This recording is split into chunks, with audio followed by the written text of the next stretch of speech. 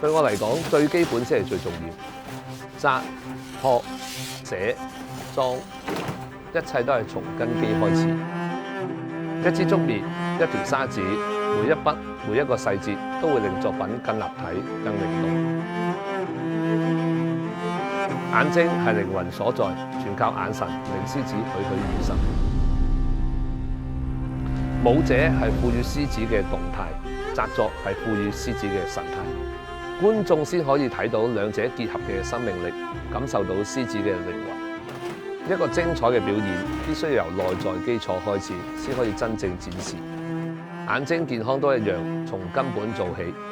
定期驗眼，擁有健康嘅視力，先可以捕捉每一個精彩嘅瞬間。